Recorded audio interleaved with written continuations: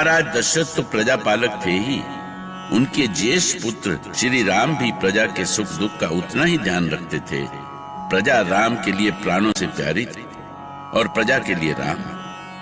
बल्कि अब तो श्री राम में अयोध्या की प्रजा अपने महाराज दशरथ की छवि भी देखने लगी थी। कुमार श्री राम की, कुमार श्री राम की, कुमार श्री राम की। और फिर एक दिन वो समय आ गया जबकि महाराज दशरथ को भी अपनी अवस्था को लेकर चिंता होने लगी थी। वो एक दिन दर्पण में बड़ी देर से अपने आप को देख रहे थे।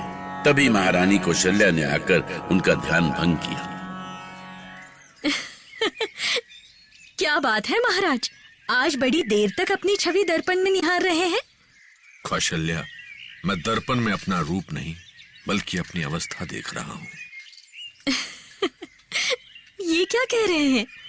अचानक ऐसा क्या हो गया आपकी अवस्था को? वृद्ध हो गया हूँ कौशल्या। बुढ़ापा दबे पांव मेरे जीवन में प्रवेश कर रहा है। कैसी बात करते हैं महाराज, मुझे तो ऐसा कहीं से भी नहीं लगता।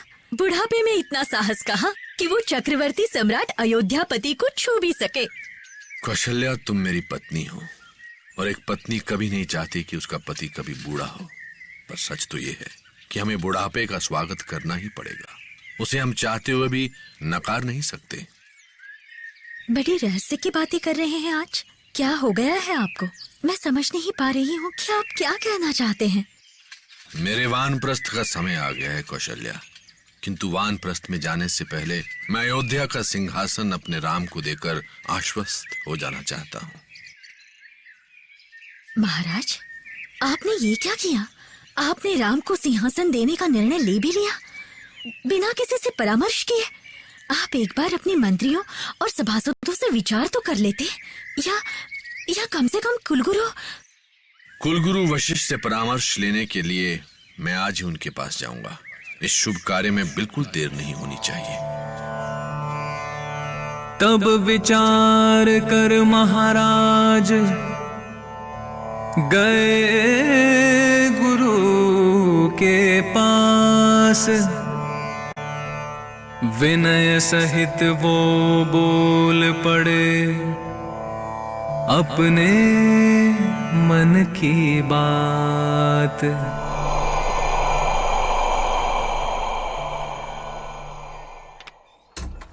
प्रणाम गुरुदेव, आज मुझे अयोध्या के भविष्य के लिए आपके पास आना पड़ा है।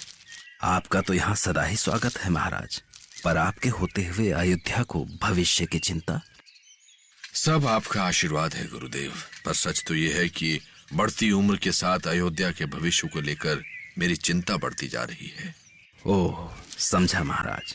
कहीं आप अयोध्या के उत्तराधिकारी को लेकर तो चिंतित नहीं हैं? कहिए, क्या मैंने ठीक नहीं कहा? आप तो त्रिकालदर्शी हैं, आपसे क्या छिपा है। राम अब बड़े हो गए हैं, अब उनका विवाह भी हो गया है। अयोध्या की प्रजा को वो मुझसे भी अधिक प्रेम करते हैं।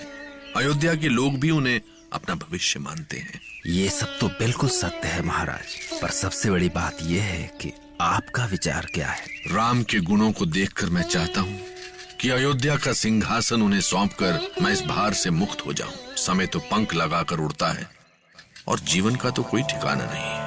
महाराज दशरथ के मन की बात सुनकर गुरु वशिष्ठ सोच में पड़ गए।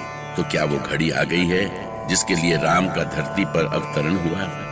और क्या अयोध्या उस घड़ी का सामना करने के लिए तैयार है? वो जानते थे कि जो कुछ होना है वो तो होकर ही रहेगा, उसे टाला नहीं जा सकता। पर प्रश्न है कि हम उसे किस तरह लेते हैं। क्या सोचने लगे गुरुदेव? क्या मेरा ऐसा सोचना उचित नहीं है? हाँ, उचित है, बिल्कुल उचित है, 100% उचित है महाराज। राम सर्वगुण संपन्न है। मैं जानता हूँ वो आप ही की तरह कुशल प्रजापालक सिद्ध होंगे। अयोध्या की प्रजा भी उन्हें अपने प्राणों से अधिक चाहती है, इसलिए अब इस शुभ कार्य में देर न करें।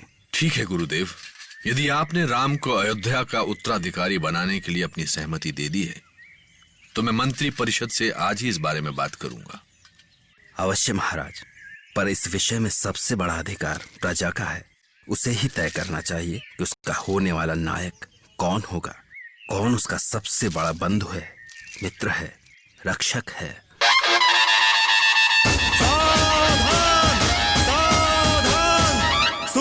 कुलभूषण रघुवंश मणि अयोध्या नरेश महाराज दशरथ महल में पधार रहे हैं।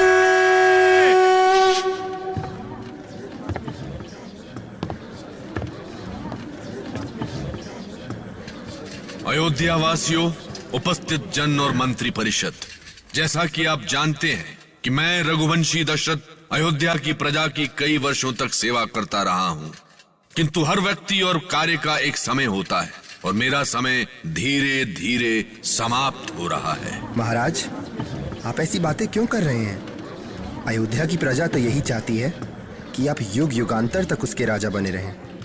हाँ महाराज, हम आपके दीर्घ जीवन की कामना करते हैं। महाराज दशरथ का समय कभी समाप्त नहीं होगा, आप सदैव हमारे साथ रहेंगे। अयोध्या नरेश रघुकुल श्रेष्ठ महाराज दशरथ की। शांत शांत, आप लोग शांत हो जाएं। महाराज, सभासद आपकी बातों से बहुत ही बेचैन हो रहे हैं। सब आपके मन की बात जानना चाहते हैं। जो भी आपके मन में है उसे स्पष्ट कहें। हम आप सभी के प्रेम से अभिभूत हैं, पर हम जो कुछ भी कहने जा रहे हैं उसका अर्थ ये नहीं कि मैं अस्वस्थ हूं या कोई और संकट है। मैं जो कुछ भी कहने जा रहा हूं उसका संबंध रघुवंश के उत्तराधिकारी से है। उत्तराधिकारी कौन होगा? अयोध्या का अगला राजा कौन संभालेगा? कौन होगा अयोध्या का बनेगा उत्तराधिकारी? कौन होगा उत्तराधिकारी? सिंहासन कौन संभालेगा? महाराज, ये रहस्य अब और ना बढ़ाइए। सब जानना चाहते हैं कि आपका उत्तराधिकारी कौन होगा। आपके बाद कौन बैठेगा इस सिंहासन पर? किसे आप इसके योग्य मानते हैं? मैं आप लोगों से ही जानना चाहता हूं कि यदि आप सबको इसका अधिकार दिया जाए तो आप अयोध्या का उत्तराधिकारी किसे चुनेंगे? बताइए, कौन इतना योग्य और सक्षम है जिसे आप रघुवंश का उत्तराधिकारी चुनेंगे? ऐसे क्षण में प्रजा के मन में भला राम के अलावा और कौन सा नाम आ सकता है? राम में तो उनके प्राण बसते थे। राम का मुख देखे बिना अयोध्या में सूरज नहीं उगता था। उन्हें प्रजा ने अपने हाथों में खिलाया और आज वही प्रजा उन्हें सर माथे बिठाना चाहती थी। और ये जानकर सबसे बड़ी खुशी महाराज दशरथ को मिली। वो अपने ही विचार प्रजा के मुख से सुनकर आनंद से भर गए। इसका अर्थ यह है कि आप सभी राम को युवराज पद देने का समर्थन करते हैं। तो ठीक है, तो मैं इक्ष्वाकु वंशज रघुकुल नायक का पुत्र दशरथ अपने प्रिय कौशल्यानंदन राम को अयोध्या का युवराज घोषित करता हूं। महाराज दशरथ की जय! महाराज दशरथ की जय! युवराज राम की जय! युवराज राम की जय! हर ओर राम की जय जयकार हो रही थी। महाराज दशरथ अपने इस निर्णय पर जितना गर्व करते उतना कम था।